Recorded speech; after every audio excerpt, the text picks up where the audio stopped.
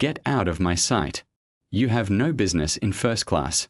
People like you should be returned to economy, with the others who abuse social benefits. Victoria Langford spat the accusation as she settled into seat 2 Alpha, dismissing Marcus Reed's boarding pass as insignificant. Crack. Her hand struck his cheek, the sound piercing the hushed atmosphere of the opulent cabin. Marcus did not flinch. He touched his jaw, then stood, his movements calm and measured. Victoria, the privileged daughter of the airline's chief executive, stood quivering with indignant rage, utterly convinced her status rendered her immune to repercussions.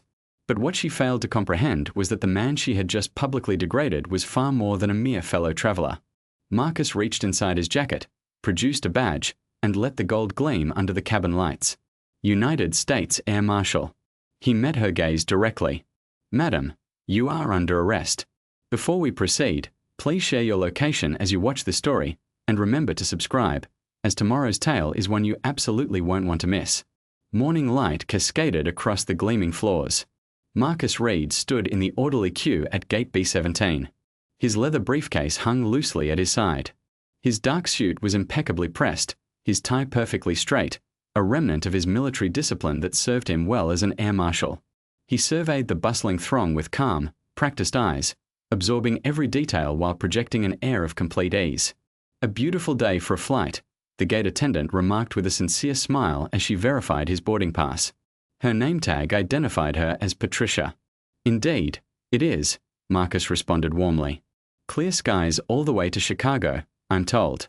As they conversed, his gaze swept the gate area in consistent arcs, from left to right, then back again. The pleasant quiet was abruptly shattered by the sharp staccato of designer heels on tile. A woman, appearing to be in her early 30s, strode through the security checkpoint, her blonde hair bouncing with each determined stride. 2 matching Louis Vuitton bags swung from her arms, and her expression was one of perpetual annoyance.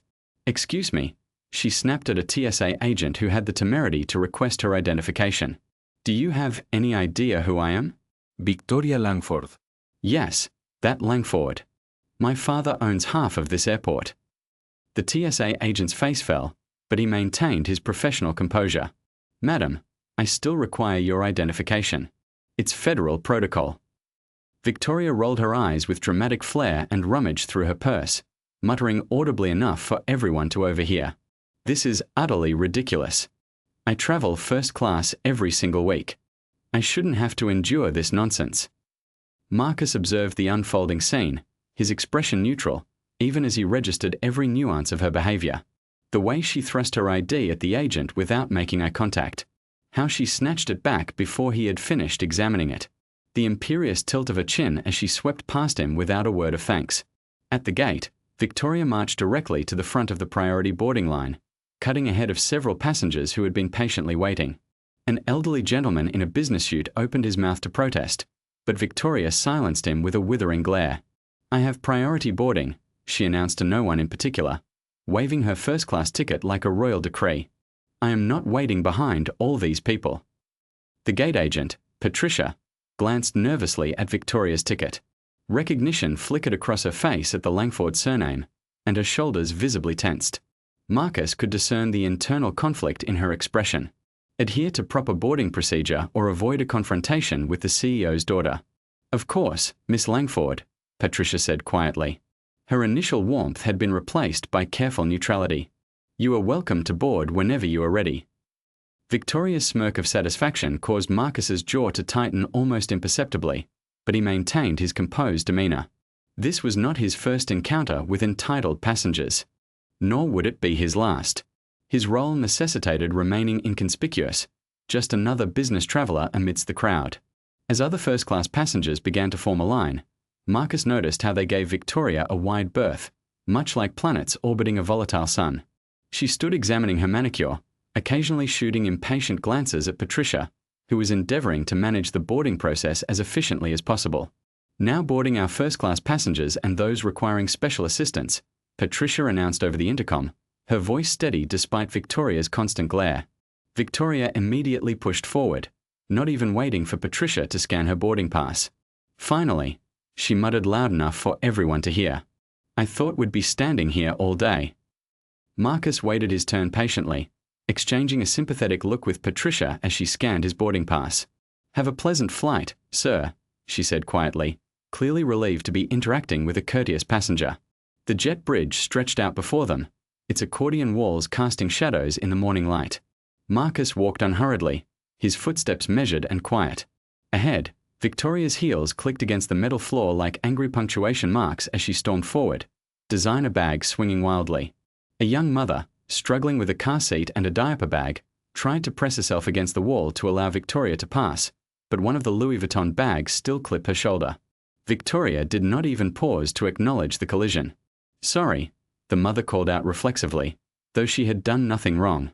Marcus slowed his pace, giving the mother room to adjust her belongings. "Allow me to assist you with that," he offered carefully, lifting the car seat over a slight unevenness in the jet bridge floor. "Thank you," she said with genuine gratitude. But Victoria's voice carried back to them, sharp with impatience. "Must you people move any slower?" she called over her shoulder, already disappearing into the aircraft's doorway. Marcus maintained his steady gait, watching Victoria vanish into the plane like a thundercloud rolling in before a storm. His training had equipped him to read people, to identify potential threats and disruptions. Victoria Langford was not a security threat in the conventional sense, but her behavior triggered warning bells in his experienced mind. Nevertheless, he kept his observations to himself as he approached the aircraft door, nodding politely to the flight attendant waiting to greet passengers.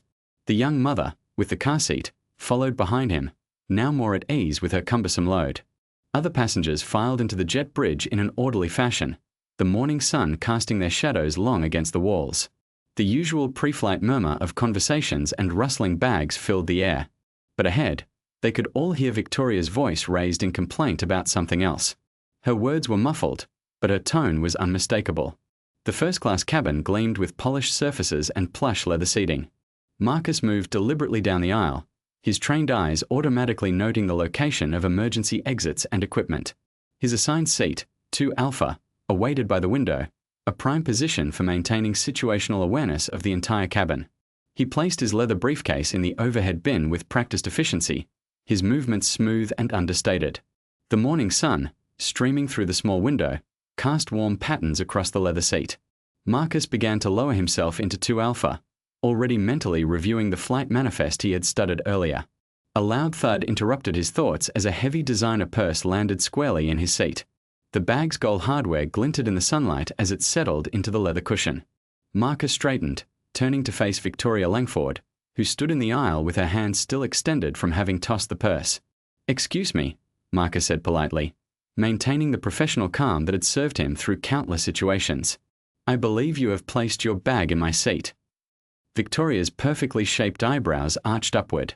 Her lips curled into a practiced smirk that suggested she had had this conversation before and always prevailed. "Oh, honey," she said, her voice dripping with condescension. "I believe you are a bit mistaken. This is my seat." Marcus reached into his jacket pocket and retrieved his boarding pass. "Actually, I have seat 2 Alpha right here," he said, holding out the document for her inspection. "Would you mind checking your boarding pass?" Victoria did not even glance at the paper in his hand. Instead, she let out a short, sharp laugh that drew the attention of nearby passengers. "Listen," she said, leaning closer as if sharing a confidence, though her voice remained deliberately loud. "I always occupy seat 2 Alpha. It's the best seat in first class, and Daddy ensures it's reserved for me. You must have misread your ticket." The sweet scent of her expensive perfume could not mask the sour note in her voice. Marcus maintained his calm demeanor, though he noticed other passengers shifting uncomfortably in their seats. A businessman across the aisle suddenly became intensely interested in his phone, while an elderly couple pretended to study the safety card with profound concentration.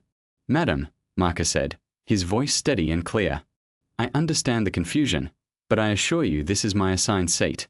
Would you please verify your boarding pass?" Victoria's face hardened, her meticulously applied makeup creasing slightly around her eyes. "Do you have any idea who my father is?" she demanded, placing one manicured hand on her hip. "Charles Langford, the chief executive officer of this airline. Does that name ring a bell?" Before Marcus could respond, a flight attendant approached, drawn by the escalating tension. She was young, her name tag reading Sarah, and her professional smile could not entirely conceal her nervousness. Is everything all right here? She asked, glancing between Marcus and Victoria. No, everything is not all right, Victoria snapped, turning her glare upon the flight attendant. This gentleman is attempting to usurp my seat. I require you to resolve this immediately.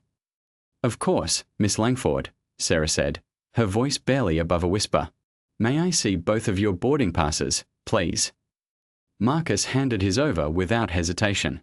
Victoria rolled her eyes dramatically before digging through her second designer bag, pulling out a crumpled boarding pass and thrusting it at the flight attendant. Sarah studied both documents meticulously, her face paling slightly as she confirmed what Marcus already knew. Miss Langford, she said hesitantly, I am terribly sorry, but this seat is actually assigned to Mr. Reed. Your seat is for Charlie. Excuse me. Victoria's voice rose sharply, causing several more passengers to turn and stare. That is impossible. Recheck it. I have rechecked, Sarah replied, her voice trembling slightly. The system indicates that seat 2 Alpha was assigned to Mr. Reed when he checked in this morning. Victoria snatched both boarding passes from Sarah's hands, scanning them with narrowed eyes. Her face flushed crimson as she realized she could not dispute the evidence before her.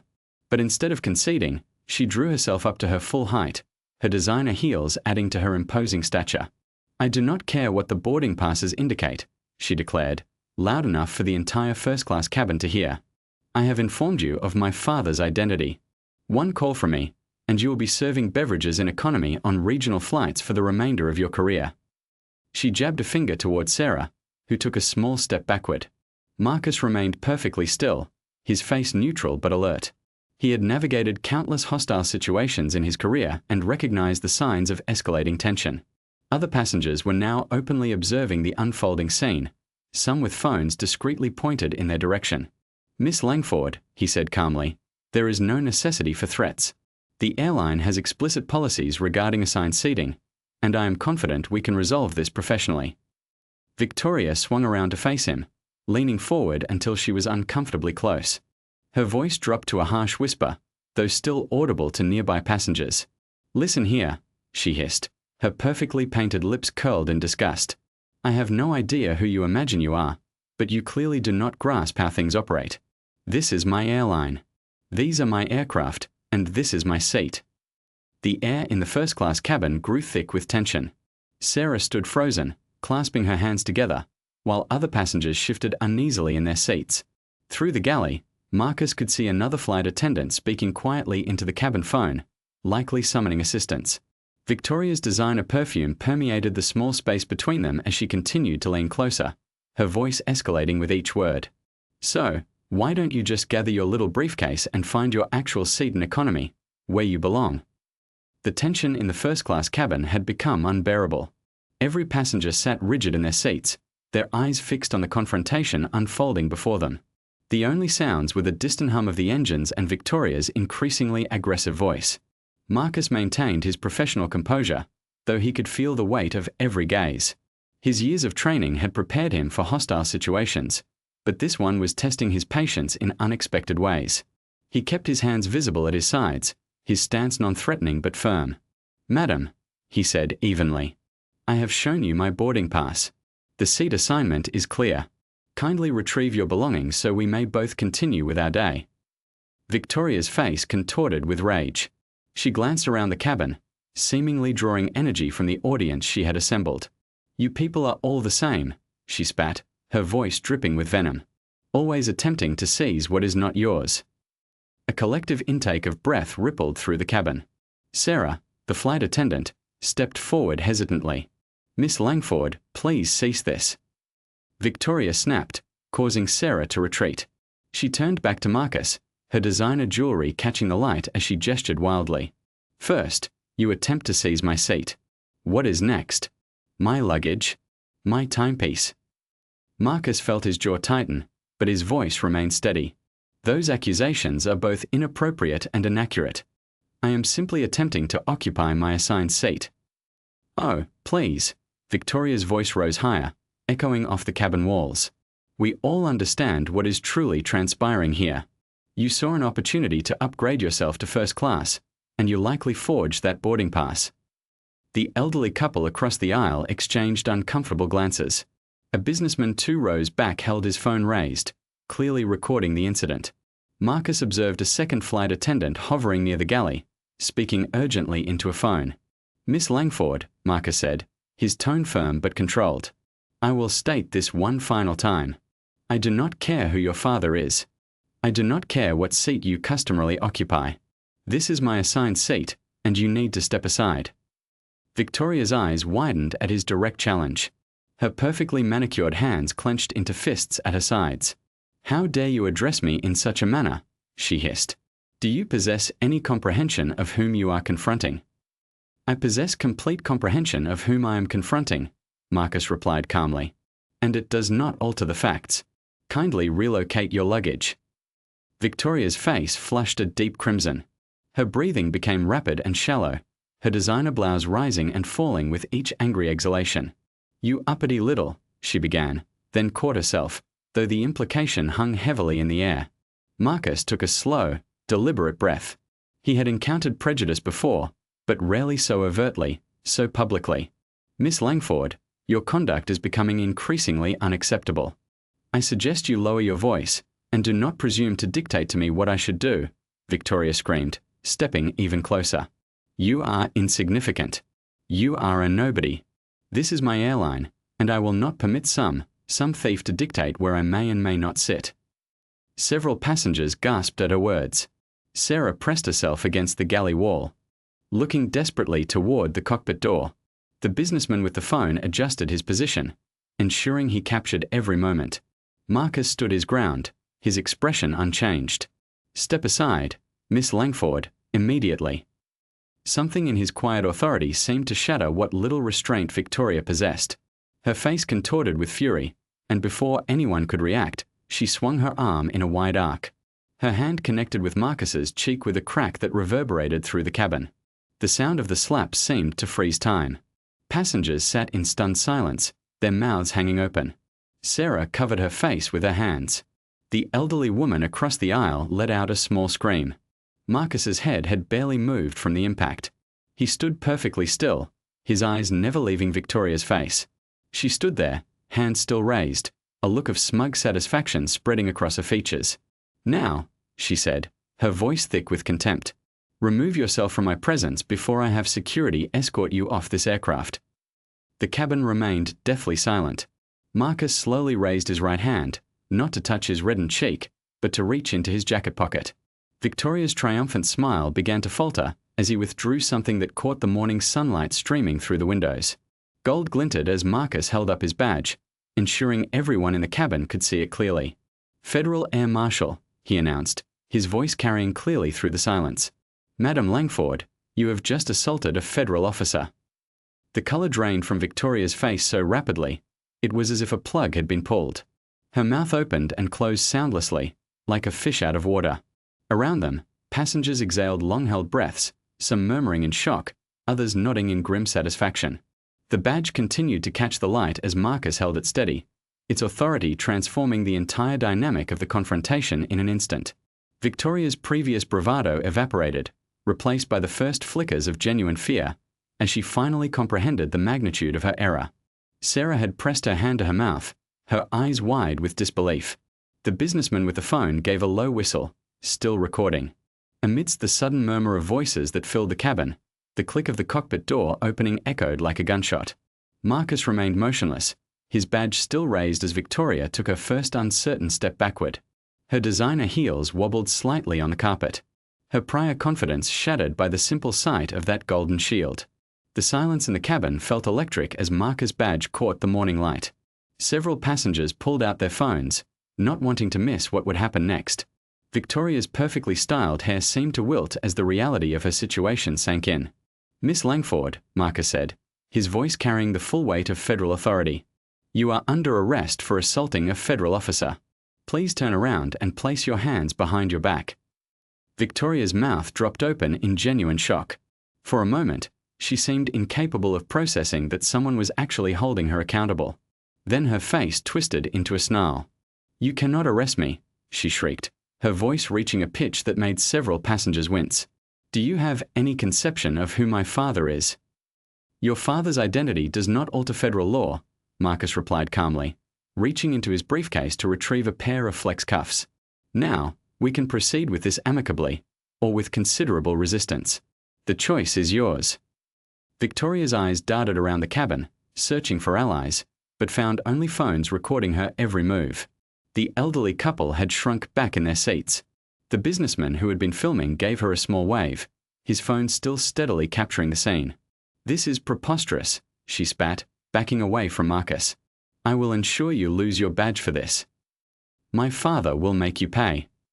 Her designer heel snagged on the carpeting, causing her to falter for a moment. "Sarah," she snapped at the flight attendant, her voice sharp. "Summon security immediately. Inform them this gentleman is accosting me." Sarah, still pressed against the galley's bulkhead, looked from Victoria to Marcus with indecision. Her training hadn't prepared her for such a scenario. Marcus presented his official identification, displaying it to Sarah. "Madam, I require your full cooperation in this matter. Kindly contact the captain and apprise him that we are dealing with a federal issue necessitating law enforcement intervention upon our arrival at the gate." Sarah gave a swift nod, a wave of relief washing over her features now that she had clear instructions. She hurried to the cockpit telephone, her hands trembling slightly as she made the call. Victoria's breathing grew more ragged. "You cannot lay a hand on me," she declared, though her voice had lost much of its earlier bravado. "I will sue you. I will sue this entire airline. My legal team will." "Ms. Langford," Marcus interjected, his tone firm yet professional.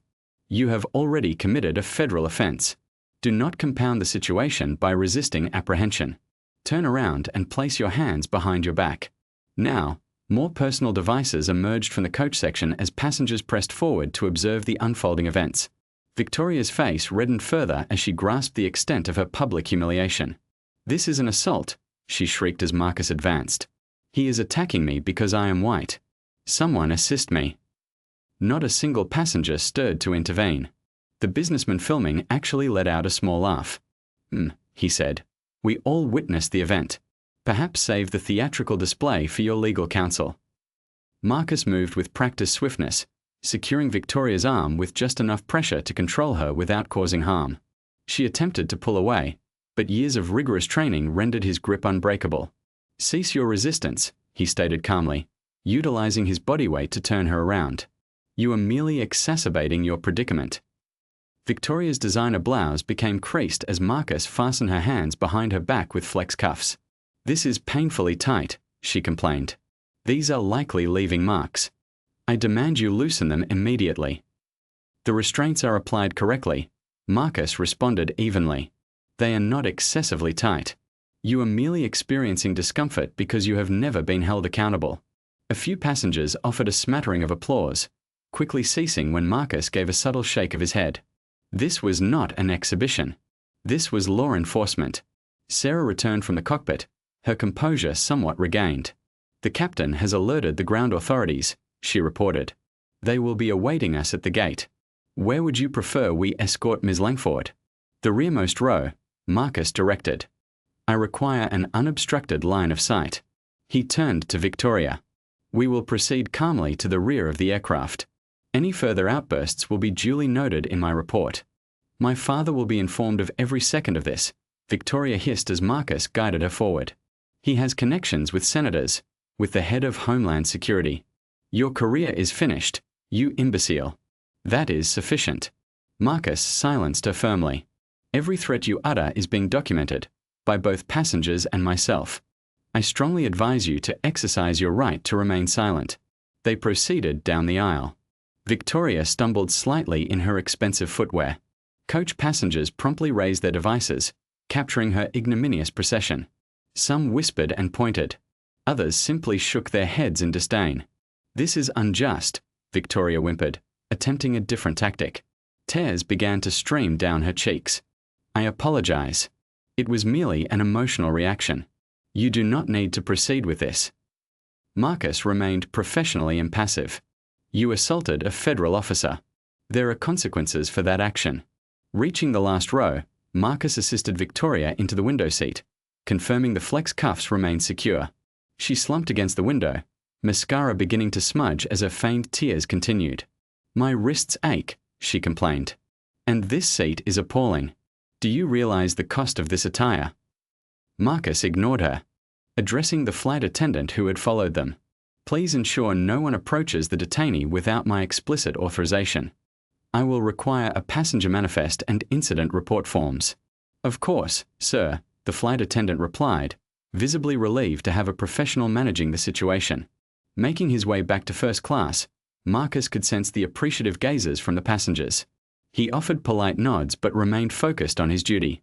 Reaching his now unoccupied seat, the very one that had initiated this entire affair, he sat down, positioning himself to maintain a clear vantage point of the cabin and his charge. Victoria's threats and complaints could still be faintly discerned from the rear, but they seemed to have lost their potency. Passengers began to settle back into their seats, though many continued to cast glances rearward, their devices poised in the event of any further developments. Marcus remained alert yet composed, his presence instilling a sense of order in the previously tumultuous cabin. He retrieved his personal phone, commencing the drafting of his preliminary report while the details remained fresh.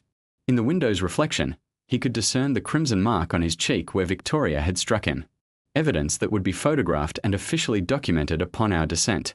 Sarah, the flight attendant, approached Marcus with a strained expression. Sir, the captain wishes to speak with you in the forward galley, she whispered, glancing nervously toward the rear of the plane where Victoria was seated. Marcus nodded, rising smoothly from his seat. As he made his way to the galley, he could hear Victoria's persistent complaints echoing from the back. Something about her constitutional rights and her father's golf engagements with the Secretary of Transportation. The captain stood waiting in the confined galley space, his shoulders taut beneath his immaculate uniform. Captain David Chen was a seasoned aviator with over 2 decades of experience. However, at this moment, he appeared as uneasy as a novice on their inaugural flight. Marshal Reed, the captain said quietly, "We have a developing situation." He glanced around to ensure their conversation would not be overheard. Corporate leadership is already apprised of the incident. Marcus maintained his professional composure. That is to be anticipated, Captain. It constitutes a grave federal offense. Yes. Well, Captain Chen shifted his weight, clearly struggling with the disclosure he was compelled to make. I have received direct directives from Charles Langford himself. He is insisting that we resolve this internally. Internally? Marcus kept his voice even, although a familiar tension began to build within his chest. The captain nodded, looking distressed. Mr. Langford desires us to return to the gate. He has made arrangements for private security to manage the situation. His precise instruction was to make this incident vanish. He tugged at his collar, perspiration visible on his brow despite the cool air. He reminded me that my salary is contingent upon him. Marcus studied the captain's countenance, recognizing the internal conflict. Captain Chen, I understand you are in a precarious position, but this is not a customer service issue that can be smoothed over. Ms. Langford assaulted a federal officer. That is a serious criminal act with mandated procedures. Marshal, you fail to comprehend, Chen stated, lowering his voice further. Charles Langford does not merely lead the airline. He holds considerable influence over a significant portion of the board of directors. He has senators on standby. When he issues an imperative, subordinates readily comply. The law applies universally, Marcus asserted firmly. Irrespective of their surname or their paternal connections, the captain ran a hand through his salt and pepper hair. Look, I concur with your assessment. Her conduct was entirely inappropriate. However, Langford has made it unequivocally clear that any individual cooperating with the prosecution of charges will face termination. He has already mobilized the public relations team to portray this as a mere misunderstanding. Marcus squared his shoulders, meeting the captain's concerned gaze. Captain, allow me to be exceptionally clear. I have already placed Ms. Langford under arrest. Any attempt to impede that arrest or obstruct my duties as a federal officer would constitute a distinct criminal transgression. Are you prepared to incorporate that into your official account? Chen paled slightly. No, certainly not. He glanced toward the cockpit. Langford is adamantly insisting that we return to the gate without delay. He has his corporate security detail prepared. That is acceptable, Marcus stated calmly. We may return to the gate, but Miss Langford will be remanded into federal custody, not placed under the purview of private security. Any effort to interfere will result in supplementary charges, not only for her but for anyone who aids in obstructing justice. The captain seemed to visibly relax, a mixture of relief and apprehension evident. I will radio ahead to inform them of our return. But Marshal, he hesitated. Exercise caution. Langford does not adhere to fair play when his family is involved. Last year, a gate agent lodged a complaint following Victoria's verbal abuse. That employee was dismissed the subsequent day, and she has encountered difficulty securing subsequent employment. Marcus nodded, acknowledging the warning, but remaining resolute. I appreciate you bringing this to my attention, Captain. Please ensure all communication logs and incident reports are meticulously preserved. They may prove instrumental as evidence. As Marcus turned to depart, Chen grasped his arm. One final point, the captain said quietly. The entire crew witnessed the events. We will corroborate your account, regardless of any pressure exerted upon us. Certain principles transcend financial remuneration. I am grateful for that assurance, Marcus replied. Document everything. It is possible that investigators will wish to interview you. Returning to his seat, Marcus could perceive the subtle alteration in the aircraft's trajectory as they commenced their return to the gate. Victoria remained in the rear, but her earlier tirades had subsided, replaced by hushed conversations into her mobile device. Even from this distance, Marcus could discern a smug smile playing on her lips. Sarah approached with a glass of water, placing it carefully on his armrest. I overheard the captain's discussion, she said softly. For what it's worth, the entire crew witnessed the incident. We have encountered issues with her previously, but no one has ever confronted her directly. Marcus accepted the water with a nod of gratitude. Has she caused disruptions on prior flights? On numerous occasions, Sarah confirmed, straightening a pile of magazines to appear occupied. Last month, she demanded that a first-class passenger relinquish their seat because she deemed herself too important for business class. When they refused, she deliberately spilled red wine all over them. However, her father's influence invariably rectifies such matters. From the rear of the plane, Victoria's voice carried forward. Daddy is handling everything. That temporary officer has no comprehension of whom he is confronting. I want him terminated and blacklisted. Yes, I am aware you can achieve that. Simply make him disappear, as you have with others. Marcus retrieved his notebook, meticulously recording Victoria's threats and the flight attendant's recounting of prior incidents. The businessman seated across the aisle leaned closer. I have it all on video, he stated quietly, holding up his phone, including her current remarks. My daughter has been a civil rights attorney for 10 years.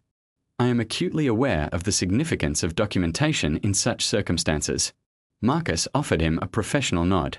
I may require your contact information for a formal statement. The aircraft initiated its descent. The change in altitude prompted Victoria to amplify her voice further. I do not concern myself with the cost. Simply rectify the situation. You always manage to resolve these matters. Sarah shook her head as she prepared the cabin for landing. Perhaps this time, accountability will finally be established, she murmured. Marcus remained engrossed in his notes, adding details concerning the captain's conversation and the witness testimonies. Through the window, he could observe the airport growing larger as they approached. Ground personnel were already congregating near their designated gate, and among them, he identified several men in dark suits who did not possess the typical demeanor of airport staff. The plane turned back toward the gate, where several dark vehicles were positioned on the tarmac. Through the window, Marcus spotted a combination of federal agents and individuals who appeared to be corporate security personnel. The latter were easily identifiable by their expensive attire and earpieces. Victoria's voice emanated from the rear of the plane, still engaged in her phone conversation. They are all present, Daddy. Ensure they resolve this immediately. Her tone was laced with an air of entitled confidence. As the aircraft came to a standstill, Marcus rose and proceeded to where Victoria was seated. 2 additional federal agents had already boarded through the rear entrance, acknowledging him with a nod. Ms. Langford, Marcus stated calmly, please stand. These agents will escort you inside. Victoria rose, awkwardly managing her designer luggage despite the flex cuffs. You will regret this, she spat. My father's legal team will have your badge by dinner time. The other passengers watched intently as the agents guided Victoria toward the exit. Many had their devices out, still recording. The businessman who had spoken with Marcus earlier offered him a supportive nod. It is about time someone stood up to her. An elderly woman in first class declared loudly enough for all to hear. Several others murmured in agreement. Sarah, the flight attendant, handed Marcus a written declaration she had prepared. "The entire crew has affixed their signatures," she said quietly. We all witnessed the events. Marcus followed the group down the jet bridge, maintaining his professional demeanor despite Victoria's continued threats and complaints. The terminal had been partially cordoned off, but several passengers from the flight lingered nearby, their phones still recording. A corporate security detail was stationed at the gate, led by a man with a square jaw and an expensive suit. "We will assume responsibility from this point," he announced, reaching for Victoria's arm. "No, you will not," Marcus stated firmly. "Ms. Langford is under federal apprehension. She will be processed according to established protocols." The security chief's jaw tightened. "Mr. Langford has made arrangements." "Mr. Langford's arrangements are irrelevant," Marcus interrupted. "This is now a federal matter." Victoria was escorted to a secure holding area, a stark room with fluorescent lighting and unadorned walls. 2 chairs faced each other across a metal table, with surveillance cameras mounted in each corner. Marcus began completing his incident report while Victoria paced, her designer heels clicking on the tiled floor. "My father is dispatching his most capable lawyers," she announced, her voice thick with smug satisfaction. "The ones who handle all our unique complications. They will arrive momentarily." Marcus continued writing, meticulously documenting every detail with precision. The physical assault, the racially charged epithets, the subsequent threats, and the captain's cautionary counsel regarding corporate interference. Additional federal agents arrived, but their demeanor was not as Marcus had anticipated. They lingered near the doorway, exchanging uncertain glances. Finally, one of them, Agent Thompson, a veteran with whom Marcus had previously collaborated, approached the table. "Observe," Thompson stated quietly. "We need to confer." He glanced at Victoria, then back to Marcus. "In private." Marcus continued writing. "I am finalizing my incident report." Thompson shifted uncomfortably. "Look, this could escalate into a political issue rapidly. We have already received inquiries from 2 senatorial officers and the Secretary of Transportation. Is that intended to influence federal law enforcement operations?" Marcus inquired without looking up. "Do not be so naive." Victoria interjected. "Father has already communicated with your director. You are simply too unperceptive to grasp that your career is terminated." Thompson winced slightly. "Read. Perhaps we should consider alternative resolution avenues. Mr. Langford has proposed." "I have no interest in Mr. Langford's proposals," Marcus declared, his pen moving steadily across the paper. "My sole interest lies in the impartial application of the law for all individuals." Another agent, Martinez, entered the room. "The airline's legal representatives are present. They are demanding immediate release and are citing jurisdictional concerns." "There are no jurisdictional concerns," Marcus replied calmly. "The assault occurred in flight and was perpetrated against a federal officer. It falls unequivocally within our purview." Victoria emitted a laugh. A sharp, cruel sound. "Good heavens, you truly fail to comprehend, do you? Regulations are for lesser beings. My father owns a substantial portion of the individuals within this building." Thompson leaned closer to Marcus. "The higher command is apprehensive. This could impact budgetary allocations, career advancements, numerous professional trajectories. Perhaps we could categorize it as a misunderstanding. Allow their legal counsel to manage it internally." Marcus raised his gaze for the first time, meeting Thompson's eyes.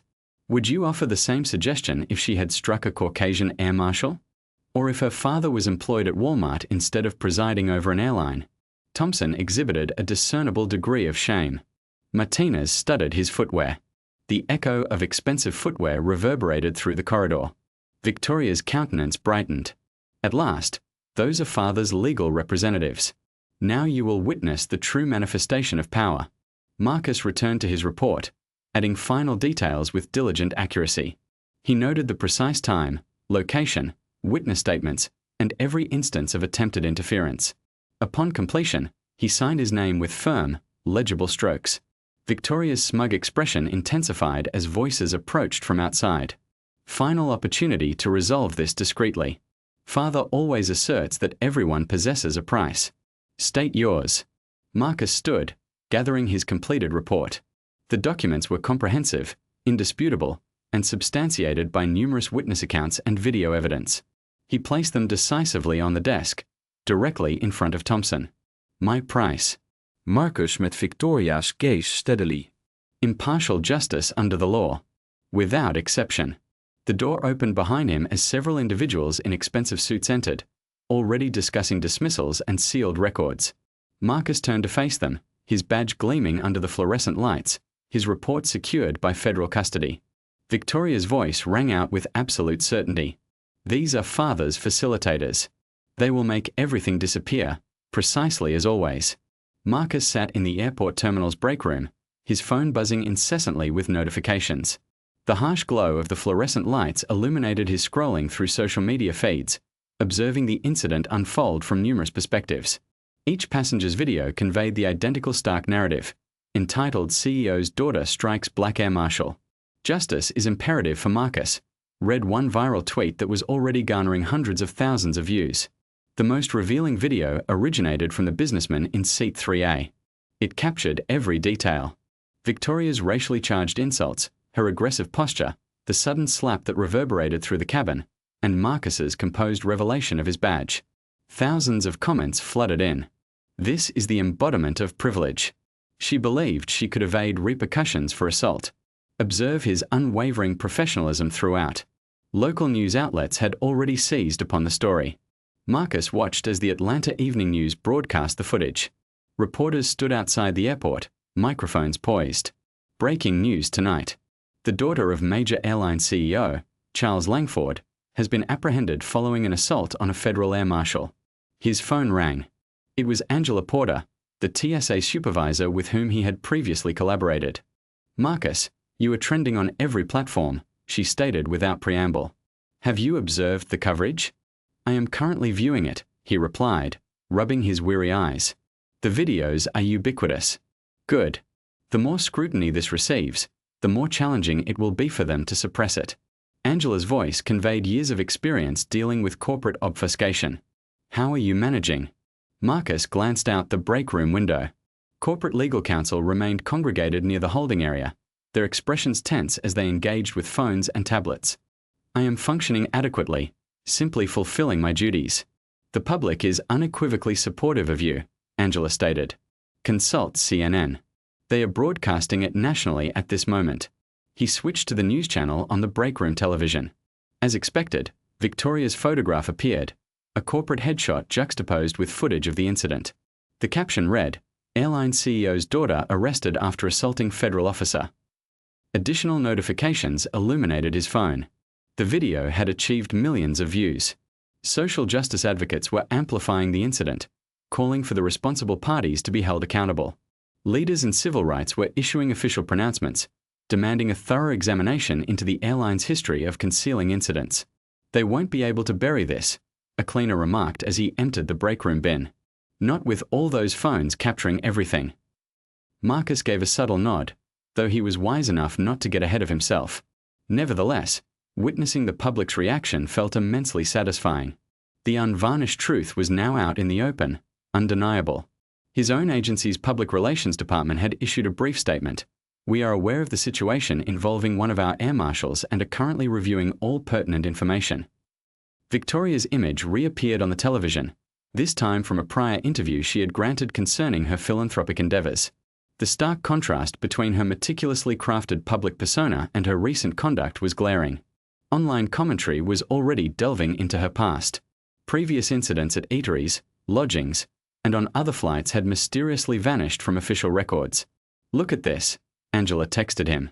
She had discovered an archived news report detailing Victoria's escort from a Miami beach club the preceding year following an alleged altercation with a server. The charges had been dropped within days. The hashtag Justice for Marcus continued its ascent on trending lists. More individuals who had been on the flight were posting their accounts. I was in first class. She was completely out of control. The air marshal remained professional even after she struck him. She kept shouting about her father fixing everything. Marcus's email chimed with requests for interviews from major broadcasting networks. His phone displayed numerous missed calls from journalists representing every prominent newspaper. He let them go to voicemail, concentrating instead on the escalating public outcry. Civil rights organizations released statements endorsing his actions. Groups advocating for police accountability commended his professionalism. Even industry blogs for airlines were covering the story, questioning the ingrained culture of executive privilege that allowed such behavior to persist.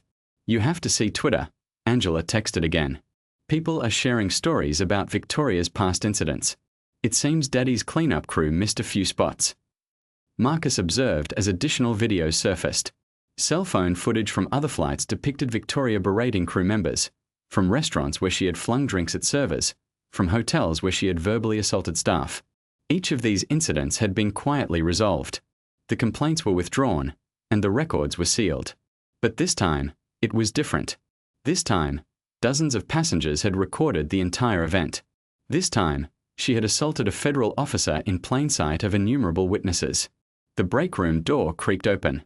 Thompson entered, appearing uneasy. "Reed, you'll want to see this." He gestured towards the television, where Victoria's father, Charles Langford, was addressing a press conference outside airline headquarters.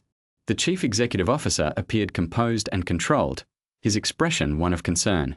"We take any allegations of misconduct with the utmost seriousness," Langford stated. "We are initiating a comprehensive internal inquiry and collaborating with the authorities to ascertain precisely what transpired." The meticulously crafted statement rang hollow against the viral videos displayed beside his face on every news channel. Comments flooded in, denouncing the attempt at corporate damage control. Marcus gathered his belongings, preparing to depart. His shift had officially concluded hours earlier, although the necessary paperwork had detained him. Through the terminal windows, he could discern news vehicles assembling in the parking lot, their satellite dishes angled towards the darkening sky. "Need an escort out?" Thompson offered, nodding towards the throng of media personnel. Marcus shook his head. "I'll use the staff exit." As he proceeded through the tranquil passageways of the airport's secure sector, his phone continued to buzz with notifications. The videos had garnered tens of millions of views. Every major news outlet was broadcasting the story. Victoria's forceful slap was replaying on screens throughout the terminal, her face and actions laid bare for the entire world to witness. For a fleeting moment, observing the truth disseminate beyond anyone's capacity to contain it, Marcus experienced a surge of vindication. The public had seen everything. They understood precisely what had occurred. He pushed open the staff door, stepping out into the evening air. The gentle breeze carried the distant sounds of news helicopters and assembled crowds. Marcus walked towards his vehicle, oblivious to the fact that in corporate offices and government buildings across the city, plans for retribution were already being formulated. Marcus arrived at the Air Marshal Service headquarters parking lot in Dallas early the subsequent morning. The familiar brick structure loomed against the Texan sky, its windows mirroring the rising sun. He adjusted his tie, noticing dark circles beneath his eyes in the rearview mirror.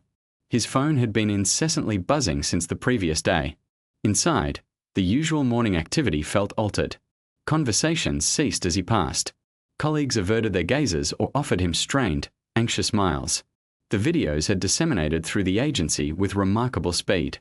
"Reed," Janet from reception called out, her voice unnaturally formal. "Director Wallace wishes to see you immediately." Marcus nodded, a knot forming in his stomach. Standard procedure following an incident mandated a debriefing, but something in Janet's tone triggered a sense of unease. The elevator ride to the 4th floor seemed to stretch on interminably. He checked his phone one final time before exiting. The hashtag Justice for Marcus was still trending, now accompanied by thousands of supportive messages from law enforcement officers nationwide. Director Wallace's secretary motioned him directly into the office. Within the confines of the office, Wallace was seated behind his desk, flanked by two men Marcus did not recognize. One wore the insignia of internal affairs, the other an expensive suit that exuded an aura of corporate legal counsel. "Sit down, Reed," Wallace instructed, his eyes not meeting Marcus's. Marcus occupied the chair, his posture erect, hands clasped professionally in his lap. The wall-mounted television played silently, displaying Victoria Langford's visage on a morning news program. "We have reviewed the initial reports from yesterday's incident," Wallace began, shuffling through papers. "And frankly, we have significant reservations regarding your conduct."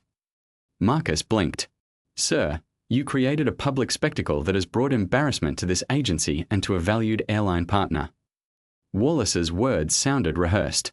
Your aggressive reaction to a minor disagreement has generated unwarranted media attention. With all due respect, sir, she assaulted a federal officer. The man in the suit cleared his throat. The video evidence suggests you deliberately escalated a situation that could have been resolved discreetly. The video shows me maintaining professional decorum while enduring racial abuse and physical assault, Marcus stated calmly. Wallace winced. That is your interpretation. Others perceive an officer employing excessive force to humiliate a frightened young woman. The television screen captured Marcus's attention. Victoria was speaking now, dabbing her eyes with a tissue. The caption read, "Victim of police brutality speaks out." "Turn that up," the internal affairs officer commanded. Victoria's voice filled the room. I was terrified. He grabbed me so roughly. He wouldn't listen to reason. I've never felt so violated and threatened. Marcus stared in disbelief as she recounted an entirely fabricated version of events. In her narrative, she had merely inquired about a seating arrangement when an aggressive officer traumatized her. This is preposterous, Marcus declared. There are dozens of videos that clearly demonstrate what transpired. Videos can be misleading, the lawyer interjected smoothly. Context is crucial. Wallace slid a document across the desk. Effective immediately, you are suspended pending a comprehensive review. We will require your badge and weapon. Sir, this is retribution. Her father. This is not about Charles Langford, Wallace interrupted sharply, although his expression suggested otherwise. This is about preserving public trust and upholding professional standards. Marcus looked from one man to the next, the reality of his situation dawning on him. The system he had faithfully served for years was now turning against him to shield wealth and influence. The internal affairs officer extended an evidence bag. Badge and gun, if you please. With steady hands that betrayed none of his internal turmoil, Marcus removed his credentials and service weapon. The badge landed with a dull thud at the bottom of the bag. You will be contacted regarding the review process, Wallace stated, already standing. Until then, you are to maintain media silence. That is an order. In the elevator descending, Marcus observed his reflection in the polished doors. The same uniform, the same posture, yet something fundamental had shifted within him. The absence of his badge felt like a phantom limb. His phone vibrated. Angela Porter had sent him a link to Victoria's interview. The comments were overflowing with outrage, not directed at him, but at her obvious facades. Yet here he was, suspended while she played the victim on national television. The walk through the lobby felt interminable. Colleagues who had shared coffee with him the previous day now studied their footwear or computer screens. Only Janet met his gaze, offering a small, sorrowful nod. Back in his car, Marcus sat gripping the steering wheel. His phone displayed missed calls from reporters, civil rights attorneys, and support groups. The news ticker on his dashboard presented another headline: Air Marshal suspended after confrontation with CEO's daughter. The drive home passed in a blur of talk radio hosts debating the incident. Some defended him vehemently, citing his unblemished record and the clear video evidence. Others sided with Victoria's account, questioning his judgment and implying racial bias against a frightened white woman. His apartment felt hollow when he finally entered. The silence pressed in as he loosened his tie and sank onto the sofa. On his coffee table, his personal phone continued to light up with notifications and messages of support. The television flickered to life with Victoria's tearful face as she described her ordeal to a sympathetic morning show host. I just want people to understand how terrifying it is to be threatened by someone with that kind of power. Marcus muted the program, staring at his badge and weapon lying on the table, symbols of authority and responsibility he had earned through years of dedicated service, now stripped away because wealth and influence superseded truth. The setting sun cast long shadows across his apartment. His phone buzzed again. Angela sent another message of encouragement, promising that this was far from over. Outside, a news van crept past his building, likely hoping for a statement. He sat in the gathering darkness, experiencing the weight of institutional betrayal, but refusing to succumb to it. The badge on his table caught the last rays of sunlight, a potent reminder of the oath he had taken, not to power or privilege, but to justice itself. A gentle knock at Marcus's door broke the morning quiet. He had been scrutinizing news coverage for hours, watching his career dissected by talking heads who had never worn a badge. Through the peephole, he saw Angela Porter, the TSA supervisor from the previous day, holding 2 coffee cups. Thought you might need this, Angela said when he opened the door. Steam rose from the cups, carrying the rich aroma of dark roast. Mind if I come in? Marcus stepped aside, grateful for the company. His apartment bore the marks of a sleepless night, papers strewn across the coffee table, his laptop open to news websites, his phone still buzzing with messages. You look like I felt during my first suspension, Angela remarked, settling onto his couch. She handed him one of the coffees. 15 years ago, I wrote up a CEO's son for attempting to bring a knife through security. The next thing I knew, I was on administrative leave. Marcus sat opposite her, wrapping his hands around the warm cup. What happened? I fought back. Want my job back, too. She leaned forward, her eyes intense. Listen, I've been doing some digging. Victoria Langford. This isn't her first incident. Not by a long shot. She pulled out her tablet, swiping through documents. 3 years ago, she assaulted a flight attendant in Miami. Charges disappeared. 2 years ago, a racist tirade against a gate agent in Chicago. Somehow never made it into official records. Last year, drunk and disorderly on a flight to LA, guess what? No consequences. Marcus studied the incident reports, his jaw tightening. Her father buried all of this. Charles Langford has turned covering up his daughter's messes into an art form. Angela's voice held a controlled fury. He has connections in federal agencies, judges who owe him favors, PR firms on retainer. The whole system bends for him. She produced another document, a list of names and dates. These are all the employees who tried to report Victoria over the years. Every single one either got fired, transferred, or pressured to quit. Until now, no one has had clear video evidence and the courage to stand their ground. Marcus set down his coffee, running a hand over his face. So that's why Wallace folded so quickly. Langford's influence reaches all the way up, higher than you'd believe. But here's the thing, Angela continued. Langford has never faced someone he couldn't intimidate or buy off, and has never had to deal with this much public attention. Angela smiled. Which is why I brought backup. Another knock echoed at the door. Angela nodded encouragingly. Marcus opened it to find a man in his late 40s carrying a worn leather briefcase. His suit was understated but sharp, his handshake firm. David Ortiz, he introduced himself. Civil rights attorney. Ms. Porter called me about your situation. David settled into an armchair, immediately commanding attention despite his relaxed posture. He pulled out a legal pad covered in notes. I've reviewed the videos, witness statements, and your service record. He stated, what they're doing to you isn't just wrong, it's illegal. A clear case of retaliation against a federal officer for performing his lawful duty. Marcus leaned back, studying the attorney. You've gone up against people like Langford before. That's my specialty. Corporate bullies who think money puts them above the law. David's eyes sparkled with controlled intensity. 3 years ago, I took down a bank president who had a judge in his pocket. Last year, one reinstatement for a whistleblower against a pharmaceutical company. The bigger they are, the harder they fall. He spread several documents across the coffee table.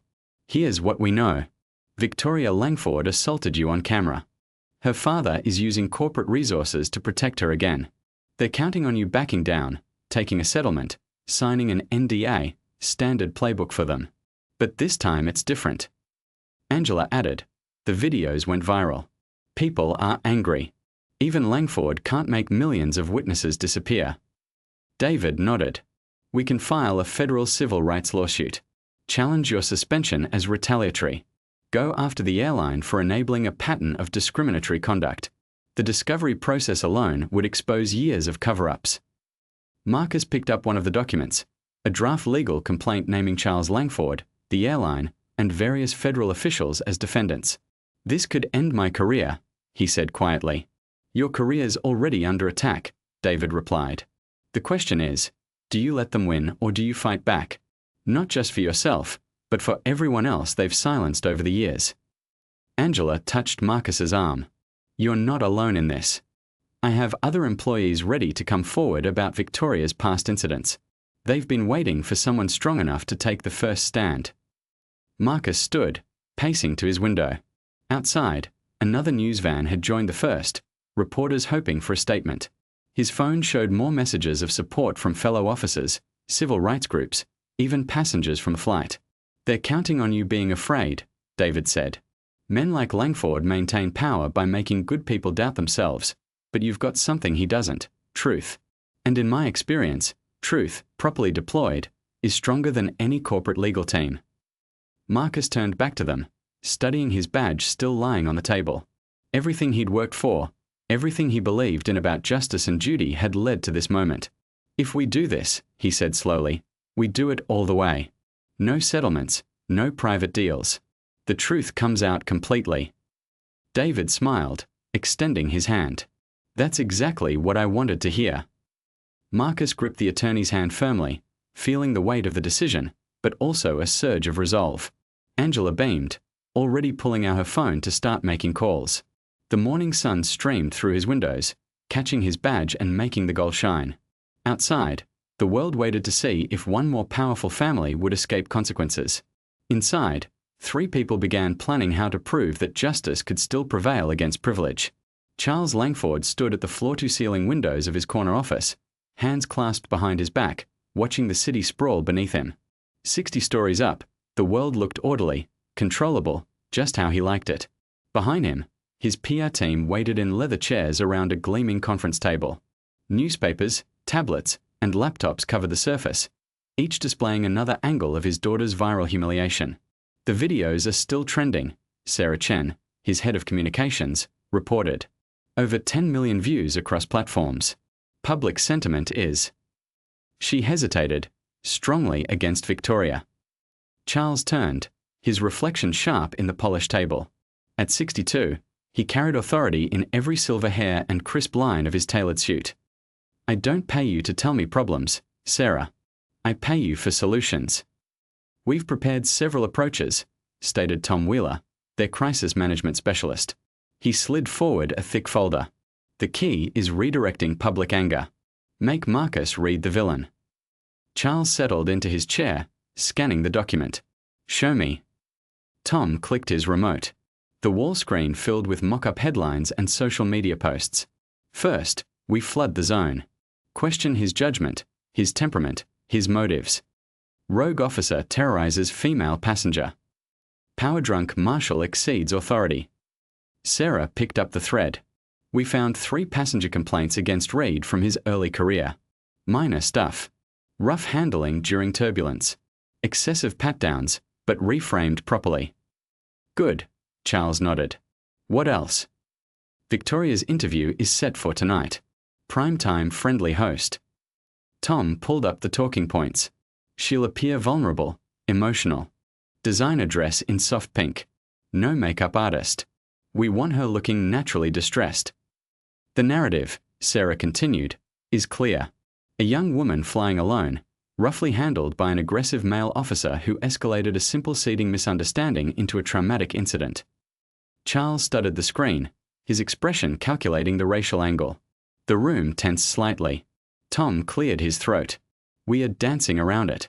Subtle code words. Intimidating, threatening, aggressive. Let viewers draw their own conclusions. We've lined up several commentators," Sarah added. "Former air marshals, security experts. They'll question Reed's tactics, suggest he has a history of overreaction." "What about his suspension?" Charles asked. "Perfect timing," Tom said. "We leak that Internal Affairs was already investigating him. Suggest this incident fits a pattern of concerning behavior." Charles stood, pacing slowly. "The videos are still a problem." "We are pushing alternative angles, different contexts," Sarah explained, suggesting the clips are selectively edited. "Our social media team is seeding doubt, questioning what happened before cameras started rolling. And Victoria knows her role." Charles's voice carried an edge of concern beneath the steel. "Extensively coached," Tom assured him. "She'll be demure, slightly shaken, but brave. We've scripted careful pauses, a moment where she fights back tears." The one in charge knew how to provide solace. A tissue was ready. Charles gave a curt nod, then activated his intercom. "Send in legal." 2 lawyers entered, laden with additional files. "The civil litigation is prepared," stated the senior partner. We are alleging excessive force, emotional distress, and infringements on civil liberties. We'll submit the filings tomorrow morning, immediately after Victoria's interview generates sympathy, and following the federal investigation angle. Our contacts are applying pressure. The leadership of the Marshal Service is already distancing themselves from Reid. Another week of intense media scrutiny. He'll likely be seeking a quiet resignation package. Charles returned to the window, observing the reflection of his vast enterprise superimposed on the cityscape below. For 3 decades, he had meticulously constructed this airline, safeguarding it from every conceivable threat, both significant and minor. No self-righteous marshal would dismantle it now. Initiate the strategy, he commanded. Full offensive. I want Reid's reputation in tatters by dawn. The team dispersed, leaving Charles to his own reflections. A framed photograph on his desk caught his attention. Victoria at the age of 8, her blonde curls framing an innocent smile, seated on his lap in the cockpit of his very first aircraft. He had provided her with everything, shielded her from every hardship. Perhaps that had been his error, but it was too late for such introspection. The machinery was already in motion. By evening, the offensive commenced. News alerts flashed across the nation. Breaking: Air Marshals problematic past unearthed. Sources question officers' mental stability. Airline passenger recounts terrifying ordeal. Social media erupted with meticulously orchestrated doubts. Why isn't anyone showing what happened before my cousin worked with Reid? He said he was unstable. Just another power-hungry cop. At precisely 8 o'clock, Victoria graced the program Evening Focus with Dana Burke. The studio was dimly lit, creating an intimate atmosphere. Victoria sat on the edge of her seat, her hands clasped in her lap, clad in a pale pink cashmere sweater that accentuated her youthful vulnerability. I simply wanted to return home, she stated, her voice quivering with practiced emotion. The seating arrangement was unclear. I attempted to explain, but he became incredibly angry, exceptionally aggressive. Dana leaned forward, her expression one of deep sympathy. You must have been petrified. I was. Victoria dabbed at her eyes with a tissue. I had heard about police misconduct, but to experience it firsthand, to be manhandled, humiliated, treated like a criminal. She paused, fighting back tears with remarkable control. Precisely as rehearsed. And now this video is everywhere, Dana prompted. It's devastating, Victoria whispered. My father always taught me to respect authority. But this officer, he seemed to relish inflicting pain and embarrassment. I keep asking myself, what did I do to deserve this? In his apartment, Marcus watched the broadcast, his jaw clenched so tightly it ached. His phone vibrated incessantly with messages from colleagues, friends, and even strangers who had managed to find his number. The comments beneath the interview video scrolled past rapidly. Poor girl. Fire that thug. Where's BLM when white women are attacked on screen? Victoria concluded her carefully crafted testimony. I just seek justice, she said softly. Not merely for myself, but for anyone else this officer might harm. No one should endure abuse from those sworn to protect us. Marcus muted the television, his gaze fixed on his own reflection in the dark screen. The truth felt distant now, buried beneath an overwhelming deluge of facades. Yet, somewhere within that manufactured storm, the fundamental facts remained unaltered.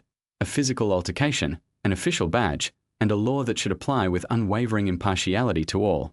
He picked up his phone, opening a text message from David Ortiz. Saw the interview. Ready to fight back. Marcus typed 2 words, absolutely ready. Marcus's apartment had been transformed into their command center. Papers and laptops covered his dining table, where Angela Porter and David Ortiz sat poring over the fallout from Victoria's interview. Empty coffee cups were scattered across the landscape of documents. They're saturating every available channel, Angela remarked, scrolling through her tablet. Social media, news segments, radio shows, even influencing some politicians to speak out about law enforcement reform. Marcus stood by the window, watching the rain streak down the glass. Remarkable how swiftly they operate when they aim to discredit someone. A classic corporate playbook, David responded, making notes on a legal pad. Flood the zone with alternative narratives. Muddy the waters until people can't discern truth from fiction.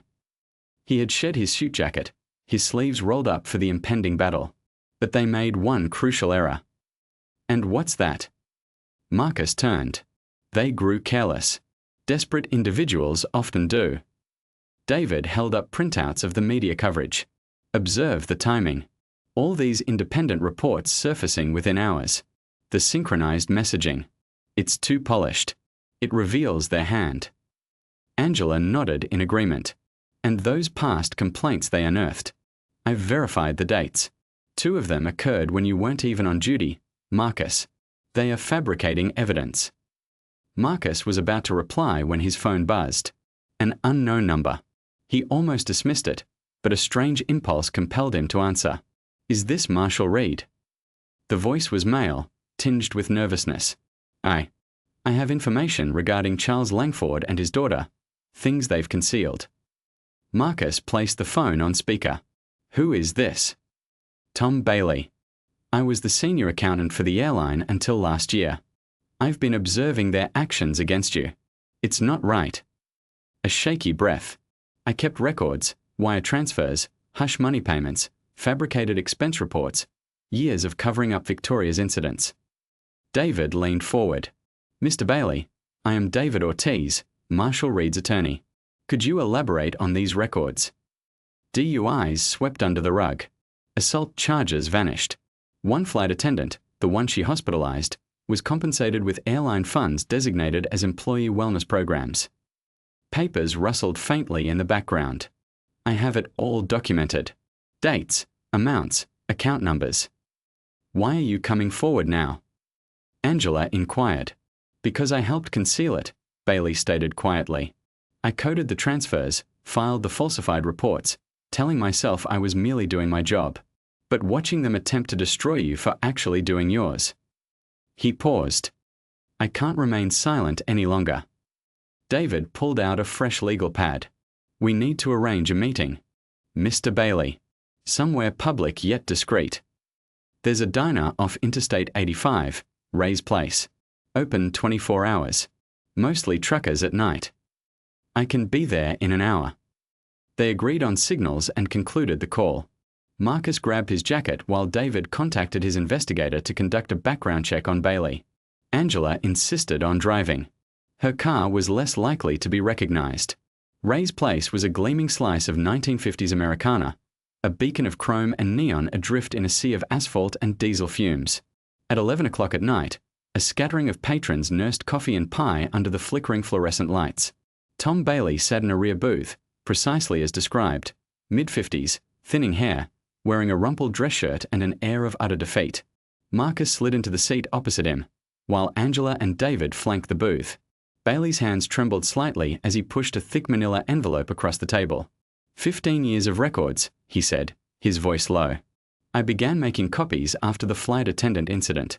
I knew someday it would all come crashing down. David carefully opened the envelope as a weary waitress poured coffee. Inside, hundreds of pages narrated the story in stark figures and corporate euphemisms. This payment here, Bailey indicated. Christmas Eve, 2019. Victoria drove her BMW through a store window. 2 people injured. Filed as property maintenance and customer relations. He flipped through pages. March, 2021. She assaulted a gate agent who wouldn't upgrade her friend. Employee development and retention bonus. Another page. September, 2022. Racist tirade against a Filipino cleaning crew. Paid each of them $50,000 to sign NDAs. Listed as diversity initiative grants. Marcus studied the documents, his instincts as a law enforcement officer tingling. These are originals. Bailey nodded. With metadata and digital trails, certified copies of the wire transfers, too. Charles was careful, but he needed someone to actually move the money. That was me. Why did you stay so long? Angela inquired. Bailey stared into his coffee. Golden handcuffs, a good salary, pension, healthcare. I kept telling myself it wasn't my problem. He looked up at Marcus. Until I watched that interview tonight. Saw them trying to do to you what they did to all the others. Except this time, they're attacking a federal officer for enforcing the law. David concluded his review. This is dynamite, Mr. Bailey. But using it means you will have to testify. I know. Bailey squared his shoulders. I'm ready. I've already updated my resume. I figure I won't be in corporate accounting anymore after this, but maybe that's not a bad thing. A truck stop shower began drumming against the windows. Marcus watched the rain while David outlined witness protection protocols and Angela arranged for secure housing. The documents felt heavy in his hands. Weapons more powerful than any service weapon. They'll come at you hard, Marcus, Bailey warned. Same playbook they're using on me. Let them, Bailey managed a tired smile. I'm tired of helping bullies win. David carefully transferred the files to his briefcase, clicking the lock shut. We'll need a few days to verify everything and prepare the filing. Stay low, Mr. Bailey. No social media, no unusual movements. They left Bailey with burner phones and emergency contact information. Back in the car, the rain hammering the roof, Marcus held David's briefcase on his lap. Inside, years of corruption and cruelty were reduced to paper and ink, waiting to be transformed into justice. Are you all right? Angela asked from the driver's seat. Marcus nodded, his fingers tracing the briefcase's edges. The weight felt correct, like truth finally finding its equilibrium. David was already making calls. I want forensic accountants on this tonight. Full documentation chain ready for the SEC and the Justice Department. He paused. They thought they could bury you, Marcus. Instead, they're going to dig their own grave. The marble halls of the federal building echoed with footsteps and hushed conversations. News vans lined the street outside, their satellite dishes reaching toward the grey morning sky like metallic flowers. Marcus straightened his tie, touched the badge in his pocket for good luck, and walked through the security checkpoint. Angela met him in the lobby, her usual TSA uniform replaced by a sharp black suit. Ready. Been ready since the day it happened. Marcus kept his voice steady, though his heart hammered against his ribs. They had prepared for this moment, rehearsed his testimony until the words flowed effortlessly. But seeing the crowd of reporters outside had made it real in a way their practice sessions hadn't. The hearing room resembled a small courtroom, with polished wood panels and the federal seal mounted behind the raised witness desk. 5 officials sat in high-back chairs, 3 men, 2 women, all wearing expressions carved from stone. Their nameplates gleamed under the fluorescent lights, representatives from the Air Marshal Service, the Department of Justice, and the Federal Aviation Administration. Marcus took his seat at the testimony table, David meticulously arranging files beside him. The room quickly filled with spectators and members of the press. A sketch artist in the front row captured Marcus' profile with quick charcoal strokes. The door opened again. Victoria Langford swept in, wearing a conservative navy dress that likely cost more than Marcus' monthly salary. Her face was carefully composed into an expression of demure suffering, but her eyes still held that familiar glint of contempt. Charles Langford followed, flanked by 3 lawyers carrying leather briefcases that exuded wealth. He did not acknowledge Marcus. This hearing will come to order, Director Reynolds, the lead official, announced, tapping her gavel. We are here to review the events of Flight 2317 on April 15th, specifically the arrest of Victoria Langford by Air Marshal Marcus Reed. She fixed the room with a stern gaze. This is not a criminal proceeding, but an administrative review of Marshal Reed's conduct and fitness for duty. Victoria's lead attorney stood. We intend to demonstrate that Marshal Reed utilized excessive force and abused his authority to humiliate our client, causing her significant emotional distress. The evidence will demonstrate precisely the opposite, David responded calmly.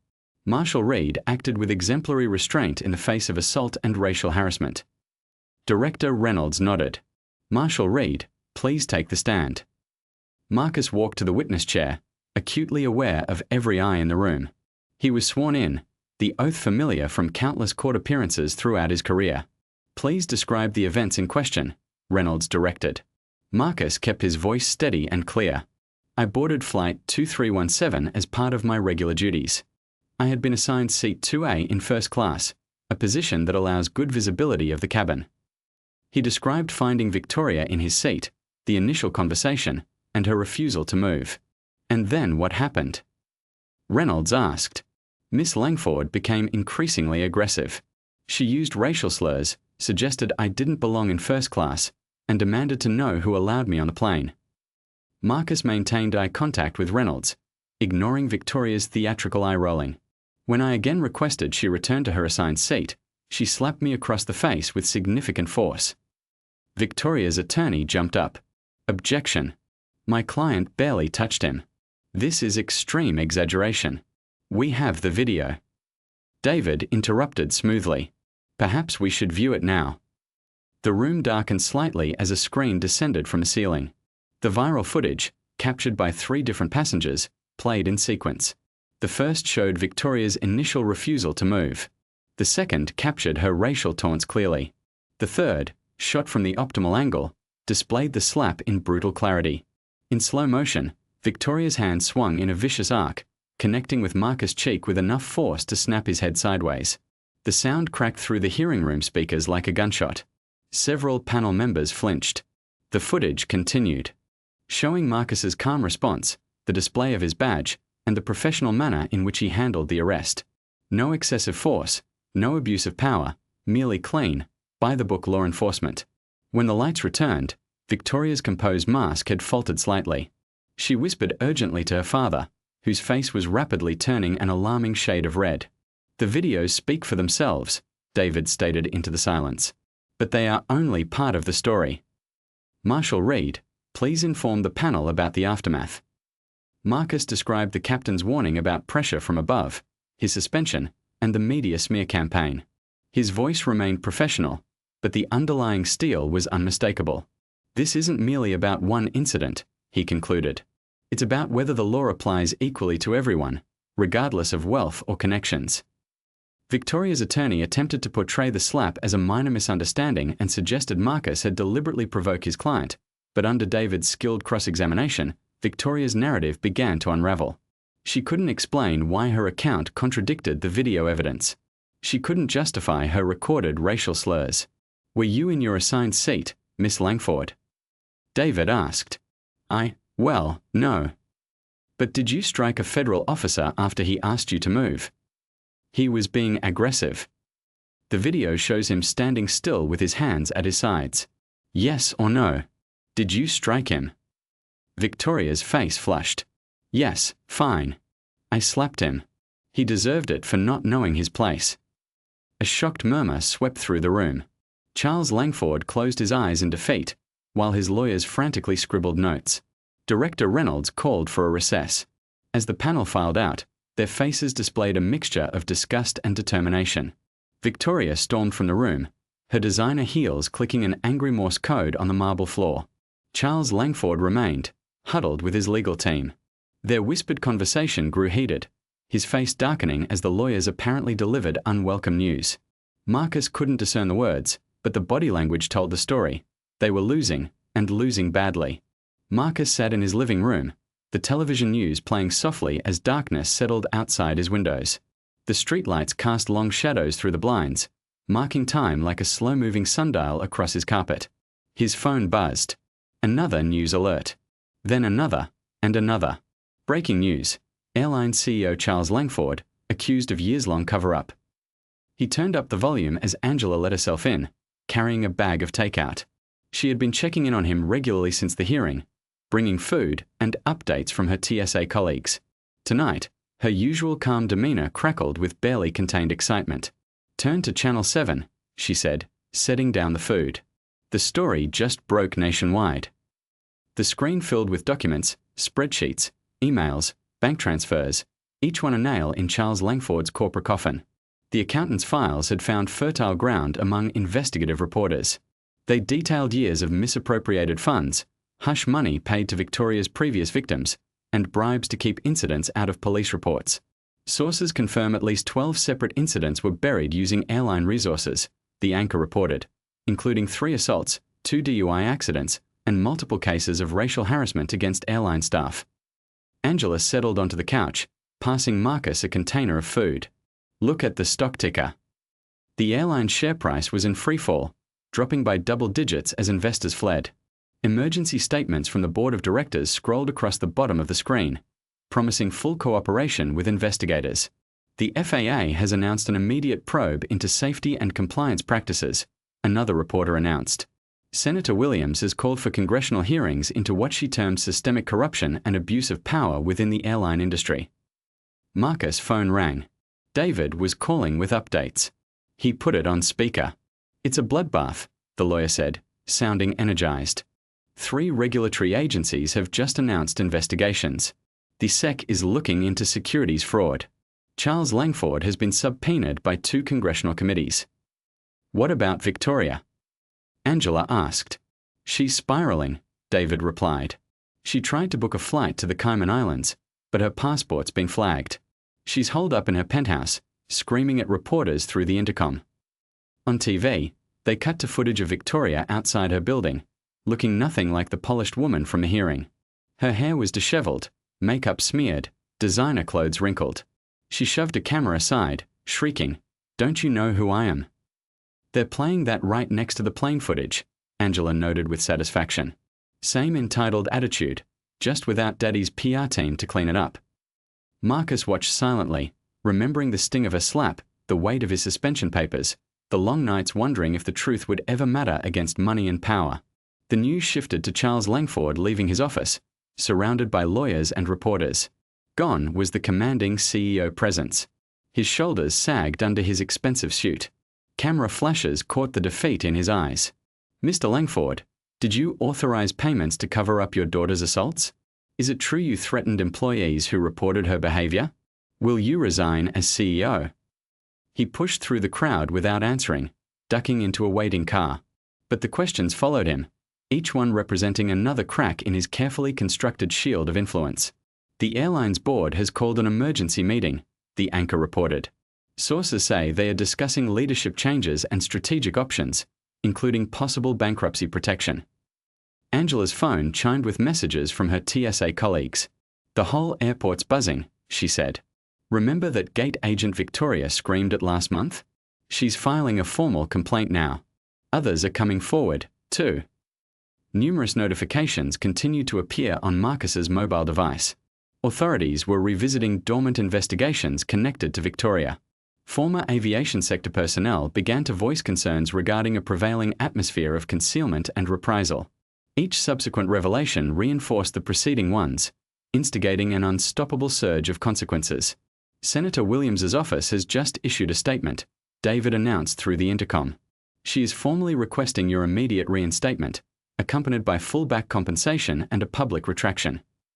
Marcus shifted back in his seat, exhaling a prolonged sigh. The immense pressure of the preceding weeks started to dissipate, replaced by a profound sense of vindication. His thoughts turned to all those who had endured comparable predicaments lacking video proof, courageous observers, or the eventual triumph of truth. "This isn't solely about my personal situation," he stated softly. "It encompasses everyone who has been coerced into silence because of financial clout or influence." Angela offered a nod, her eyes conveying her complete understanding. "That's precisely why we were compelled to pursue this matter. That's why it held such significance." On the screen, financial commentators were engaged in a heated discussion about the airline's future trajectory. Terms such as leadership void and institutional failing permeated the discourse. The stock value continued its downward spiral as more incriminating documents surfaced, each disclosure more damning than the last. The footage then shifted to Victoria, this time attempting to abscond via the service exit of her corporate building. Her countenance contorted with distress upon noticing the waiting cameras. The confident smirk, the assured stride, all vanished. She was merely a terrified individual confronting repercussions, perhaps for the very first time in her existence. "Your father cannot salvage this situation," a reporter shouted. "What do you have to offer for yourself?" Victoria's sole response was to shield her face with her designer handbag, retreating indoors as her world continued to unravel. Marcus and Angela observed in shared tranquility as the broadcast meticulously chronicled each new development. The takeout meals lay untouched as history unfolded before their eyes. Years of unchecked privilege and power abuses were imploding within a single evening of exposed truth. "Do you comprehend the ramifications of this?" Angela inquired after a period of silence. "Transformation, not just for the airline, but for every individual who believes themselves to be beyond reproach." Marcus lightly touched the badge still nestled in his pocket, a relic from his period of suspension. "Equitable justice," he murmured. "That has always been my sole aspiration." They remained seated together, engrossed by the unfolding news, witnessing power capitulate to verity, arrogance yield to accountability, and justice, albeit gradually, find its rightful path. The federal courthouse stood majestically against the nascent morning sky, its stone columns casting elongated shadows across the public square. Numerous news vehicles lined the thoroughfare, their satellite dishes pointed skyward, resembling metallic trees. Marcus adjusted his necktie as he ascended the steps, accompanied by Angela and David. Within the courtroom, Victoria occupied the defendant's seat, her designer attire supplanted by a samber grey suit that failed to mask her palpable anxiety. Her fingers restlessly worked a tissue, reducing it to infinitesimal fragments. 2 rows behind her, Charles Langford occupied his own place of ignominy, his once formidable demeanour diminished by weeks of public disgrace. The presiding judge, a stern woman in her 60s, formally opened the proceedings. A profound silence descended upon the chamber, broken only by the faint scratching of reporters' pens and the soft whirring of cameras. "Will the defendant, Victoria Langford, please rise?" the judge instructed. Victoria stood, her legs trembling. Her legal counsel placed a supportive hand on her elbow. "Miss Langford, this court has meticulously reviewed your plea agreement," the judge commenced. "The accusations levelled against you are grave. Assaulting a federal officer is not a minor infraction, irrespective of your background or familial connections." Victoria's shoulders quivered. The imperious woman who had navigated first class with such entitlement was gone. In her stead stood an individual finally confronting the consequences of her actions. However, taking into consideration your lack of previous convictions, the judge paused, her gaze pointedly sweeping across the gallery, where everyone was privy to the concealed incidents. "On the official record, this court hereby accepts the plea agreement." The judge adjusted her spectacles. "You are sentenced to a period of 2 years of probation and 500 hours of community service, to be performed specifically in duties related to airport maintenance and sanitation." A collective gasp rippled through the courtroom. Victoria's face flushed crimson. "Your service will be under strict supervision and meticulously documented. You will be working alongside the regular maintenance personnel, performing the identical tasks they undertake. This includes the cleaning of terminals, restrooms, and other facilities." The judge's tone intensified. "And yes, Miss Langford, this will be a public undertaking. Consider it an opportunity to cultivate respect for those you have treated with disdain." Victoria swayed momentarily. Her attorney steadied her once more. "Furthermore, you are prohibited from flying on any commercial airline for the entire duration of your probation, with the sole exception of mandatory court appearances." The judge's gaze remained unwavering. "Perhaps traversing airports with a mop rather than a first-class ticket will provide you with some much-needed perspective." Marcus observed from his vantage point, his expression impassive, yet his chest felt tight with a sense of vindication. Angela gently squeezed his arm. The judge then directed her attention to Charles Langford. "Mr. Langford, please stand." Charles rose, his expensive suit appearing somewhat loose on his frame following weeks of intense stress. His legal representative stood beside him, clutching a substantial folder filled with documents. "The charges against you are extensive," the judge continued. "Embezzlement of corporate funds, witness tampering, and obstruction of justice. This court is particularly concerned by your systematic exploitation of power to shield your daughter from accountability." Charles stared straight ahead, his jaw twitching imperceptibly. "Your plea agreement mandates your immediate resignation as CEO, full cooperation with ongoing investigations, and substantial financial restitution." The judge shuffled her papers. "You will serve 18 months under house arrest, followed by 5 years of probation. You are permanently barred from holding any executive or directorial position within any publicly traded company." The former CEO appeared to diminish with each pronouncement, his decades-long empire crumbling in mere minutes. "Moreover," the judge added, "you will be required to pay a fine of $20 million, distinct from the corporate restitution. Perhaps this will assist you in comprehending that wealth cannot purchase immunity from legal consequence." Cameras flashed incessantly as Charles nodded rigidly. His lawyer began to gather their case files. The judge surveyed the courtroom. "Air Marshal Reed, please stand." Marcus rose, straightening to his full stature. "This court commends your unwavering professionalism and profound dedication to your duties. Your actions have upheld the law with impartiality, irrespective of affluence or social standing." The judge's severe expression softened marginally. "This should be a matter of course, yet regrettably, it has proven to be an extraordinary demonstration. You are an honor to your service." "Thank you, Your Honor," Marcus replied quietly. The judge raised her gavel. This court is adjourned. The sharp report of wood striking wood reverberated through the chamber. Victoria erupted into tears, her sobs no longer eliciting sympathy from onlookers who had seen through her pretense. Charles turned towards his daughter, but she recoiled from his attempt at comfort. Reporters scrambled from the courtroom, racing to disseminate the news. Marcus remained seated, observing as Victoria was escorted away to commence the formalities of her probation. Her designer heels clicked unstably on the floor, each step taking her further from her privileged existence. Charles followed shortly thereafter, enveloped by his legal entourage. The man who had once commanded boardrooms and manipulated regulations now shuffled towards house arrest, his power utterly evaporated. Angela stood, adjusting her TSA uniform. "Ready." Marcus nodded, rising beside her. David collected his briefcase, a look of quiet satisfaction gracing his features. "The airline's new management has reached out," David stated softly as they departed. "They wish to discuss systemic reforms, training initiatives, accountability protocols, and genuine change."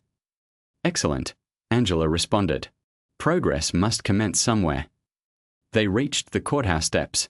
Flashes erupted as reporters spotted them. However, unlike the Langfords, Marcus walked with an air of confidence, unperturbed by the attention. "Air Marshal Reed, how do you feel about the sentence?"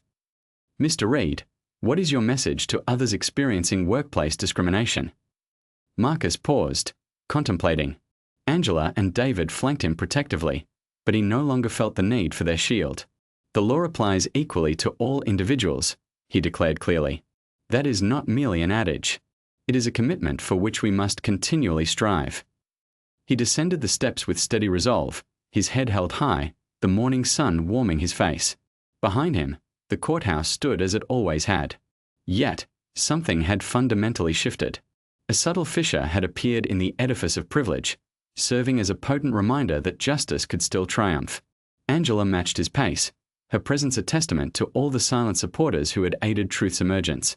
David walked on his other side, the legal professional who had believed in the case when others faltered. Together, they navigated the throng, leaving the Langford shattered legacy behind them. The familiar hum of the airport terminal enveloped Marcus as he approached his designated gate 6 weeks later. His polished shoes clicked against the gleaming floor, the very same surface where, somewhere, Victoria Langford was likely engaged in pushing a mop under the watchful supervision of her probation officer. He had observed the accompanying photographs in the media. The former CEO's daughter, clad in a maintenance uniform, was evidently learning the value of genuine labor. While these images did not elicit overt joy, they symbolized a crucial development. Accountability had finally caught up with those who considered themselves above such scrutiny. At the gate, Marcus presented his boarding pass. The agent's eyes widened with recognition. "Air Marshal Reed," she exclaimed warmly, scanning his ticket. "It is an honor to have you flying with us today." Marcus offered a polite nod, still unaccustomed to such public acknowledgement. The case had dominated national headlines for several weeks, sparking widespread discussions about privilege, power, and the concept of justice. His inbox had been inundated with messages from fellow federal officers and airline employees, sharing harrowing accounts of mistreatment they had endured in silence. The jet bridge extended before him as he boarded the aircraft. This time, the flight attendant at the entrance beamed with unfeigned respect. "Welcome aboard, sir," she said. "We are genuinely pleased to have you with us. First class is located to your left." Marcus proceeded to seat 2A, the identical seat number as on that fateful occasion. However, this time, no entitled passenger was present to challenge his right to occupy it. Instead, a businessman seated in the adjacent row offered him a knowing smile. "You're him, aren't you?" the man inquired as Marcus stowed his briefcase. "The air marshal who took a stand against the Langfords." "Merely performing my duties," Marcus replied with modesty, settling into his seat. "No," the businessman countered, shaking his head. "You did far more than that. You demonstrated that the system can function effectively when conscientious individuals refuse to yield." A flight attendant approached, offering pre-flight beverages. "Would you care for anything, Air Marshal Reed?" "Water, please," Marcus requested. As she poured, he noticed her name tag. "Sandra," he learned. "I have been flying for 20 years, Sandra confided in a low voice. "What you accomplished, it truly made a difference." Management has actually begun to listen when we report issues with disruptive passengers. They are no longer dismissing our concerns. Marcus accepted the water with a grateful nod. The airline had indeed undergone significant transformations.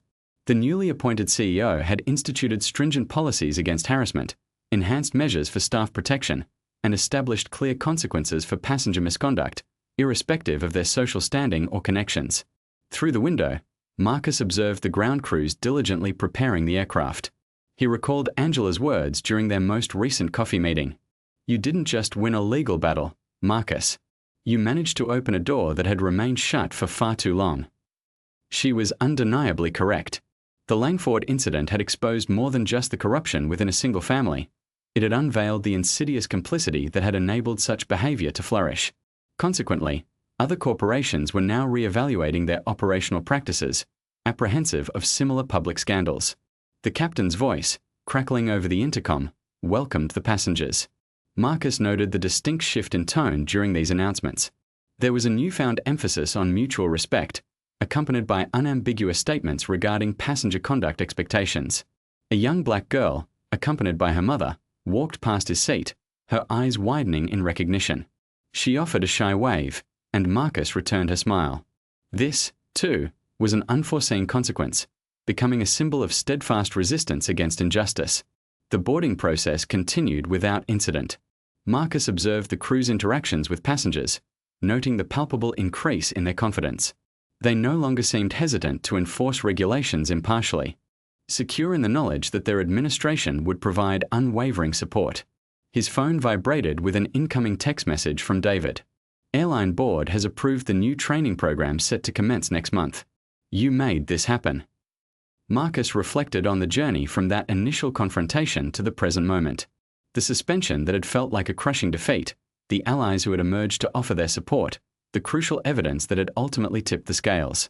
Every single element had played a vital role, contributing to something far greater than himself. The aircraft began its pushback from the gate.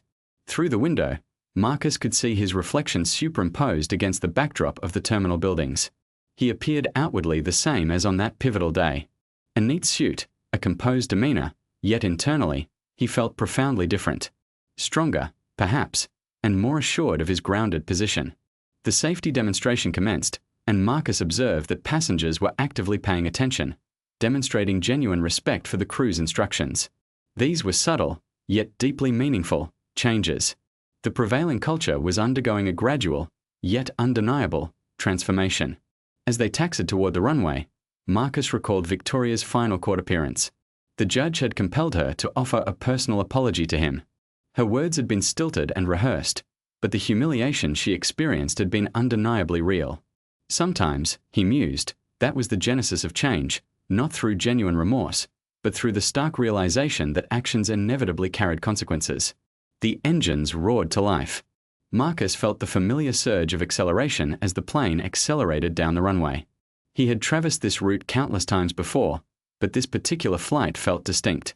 Each mile represented not only a spatial distance but also a departure from what had been towards what could potentially be. The aircraft ascended smoothly into the air, the ground receding below. Marcus watched the airport diminish, transforming into an intricate pattern of lights and lines. Somewhere down there, Victoria was acquiring lessons she ought to have absorbed long ago. Charles was confined to his opulent mansion, his vast empire systematically dismantled. Justice manifests in many forms, he reflected, and sometimes, the most fitting retribution was simply the removal of the protective shield of privilege. The aircraft banked gracefully, catching the golden rays of the morning sun. Marcus's reflection smiled back at him from the window. It wasn't a triumphant grin, but rather the quiet satisfaction of someone who had stood firm and witnessed the triumph of truth. The sky stretched out endlessly before them, a vast expanse of brilliant blue, as clear and boundless as possibility itself. A soft chime indicated their ascent to cruising altitude. Marcus reclined his seat slightly, a profound sense of peace settling over him regarding his current circumstances and his past actions. The truth had ultimately prevailed. Justice had been impartially served. And somewhere far below, the world was slowly, inexorably, transforming for the better. I hope you found that narrative engaging. Please consider liking the video and subscribing to ensure you don't miss future installments. In the interim, I have curated 2 additional stories that I believe will capture your interest. Wishing you a truly excellent day.